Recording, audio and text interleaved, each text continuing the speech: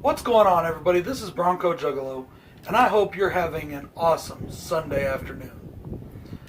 Guys, this is a very special review for Bronco Juggalo. In my not-so-historic career of being a YouTube personality or whatever, slash critic, slash YouTube reviewer, slash just another dumb fuck with a fucking opinion, I have been asked to do a review for a movie that's not yet out.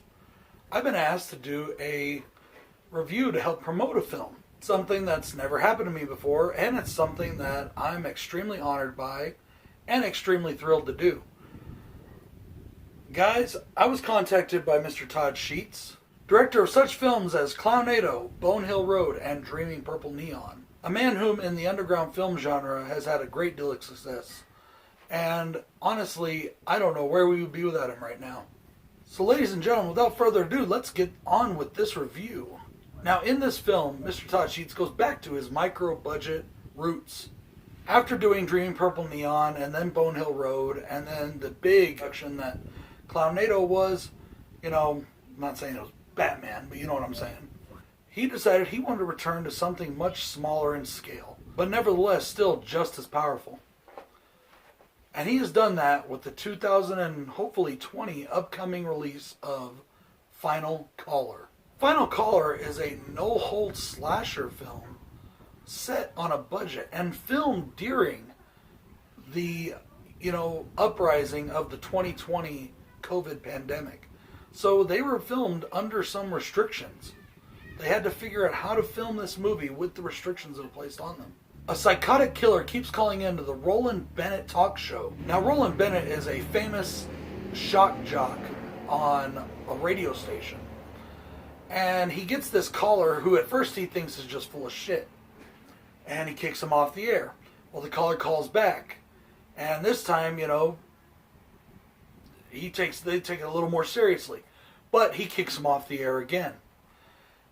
The killer doesn't like that too much, and he decides to go and confront the radio DJ himself. Starring Doug Epps as Roland Bennett, Jack McCord as the outsider, and fan favorite Dylan Fawn Harvey as Dakota the security guard. Love you, Dylan. Guys, this is going to be a no spoiler review. Now, the reason why it's going to be no spoiler review is I want you to go watch the movie. I don't want to give it all away. So I'm just going to say just enough to hopefully get you hyped for this film, because I can't wait for this release. The very first thing that hits me about this movie is the dialogue. The dialogue in this movie is intelligent, witty, and very much hitting the nail on the head when it comes to our current culture. There's some great lines in this movie. There's some great one-liners in this movie. There's some great, fun, snappy comebacks. Our main character, Roland, he's kind of a dick. Kind of modeled after Howard Stern. And don't get me wrong, I'm a big Howard Stern fan. There's some really funny, humorous lines that this character comes up with. Now, he's not the only one, but it is kind of his show, if you know what I mean. One of my favorite lines, he's just walking through the building at the beginning, and he calls somebody a name. He calls her Flo. And she's like, "My name ain't Flo, bitch." And you can just tell that this is going to be one of those movies where you're going to have a lot of fun watching and hearing them talk. And it really is the first thing that hits you right off the bat. We also have a killer that likes to hear himself talk. Not like Freddy Krueger does, but more like a Hannibal Lecter from Silence of the Lambs. In fact, I would say that this movie is definitely more Blood Feast meets Silence of the Lambs meets Howard Stern. Guys, if you are a fan of practical gore effects, this is a movie that you're going to really love. The gore effects are completely on point in this movie. It's low budget, but it's done extremely well, and it looks really good. In all of Todd Sheets' movies, I've always been very impressed with the gore effects that he does, and I've always really enjoyed them. And this is still par for the course as far as his films go. Now, in the spirit of total honesty, there are some digital effects later, but they're not gore effects. They're kind of, like special effects, like lighting changes and things like that, being shocked, stuff like that. Yes, I'm not the biggest fan of, but when you're talking about micro budgets, you do what you have to do, and that's what he had to do. Now, this is a film that was written, directed, edited, and produced by Todd Sheets. And not only did he do all of that, he also worked on those special gore effects. He worked on the makeup. He kind of did a jack of all trades thing in this movie. Part of that may have been because of the COVID. Part of that may have been because he just wanted to get his hands in there. I respect it either way. Todd Sheets helped work on the makeup, and it looked really good. There are also some really cool props, like dismembered body parts, things like that just look really good. In fact, there's this great image, man, and I don't want to give it away. I want you to see it and be like, oh, that's cool. But no, so I'm not going to say what it is, but you know, I'm teasing. I'm teasing here, y'all. I'm teasing. Characters in this movie. The characters are well written.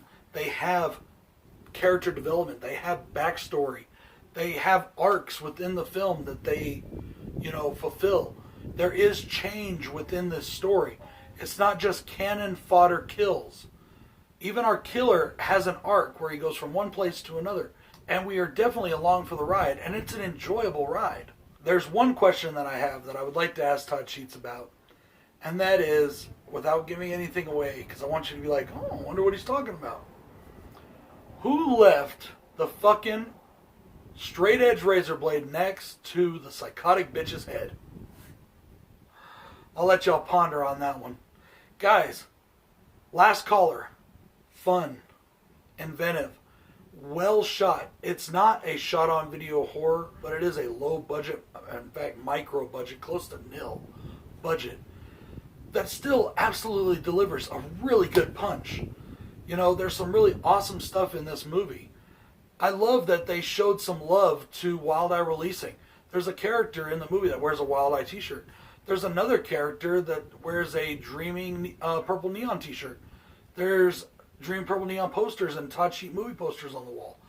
All of that is awesome product placement for your own products, and there's absolutely nothing wrong with that. This movie is fun, it's entertaining, with twists and surprises galore. Once again, I gotta give props to Todd Sheets. Guys, I hope you enjoyed this review. I hope that it makes you want to go out and get this movie. Look for it soon on Wild Eye Releasing. I want to say thank you to Mr. Todd Sheets for, reaching out to me. I'm extremely humbled. I know I'm not the only one that was reached out to, but just the fact that I was included on his list means a lot to me. I want to thank you all for watching. This is Bronco Juggalo. Peace.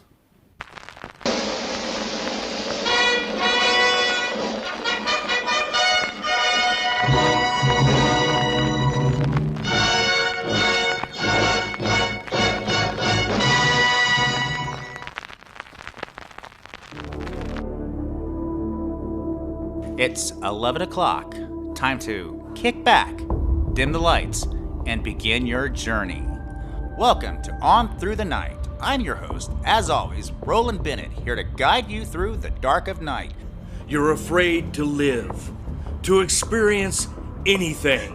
You walk around offended by every fucking thing in life. Well, I'm about to really offend you, Molly.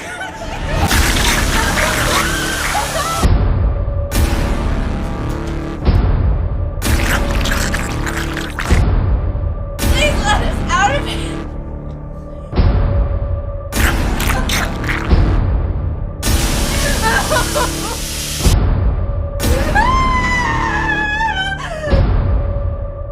This day just keeps getting better and fucking better.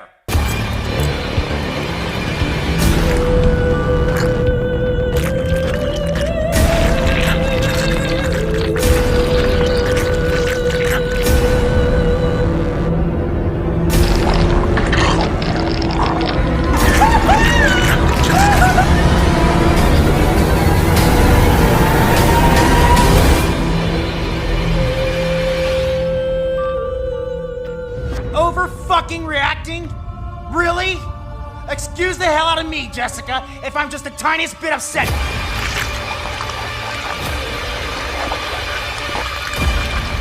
Let's do this! Fucking kill me! Do it!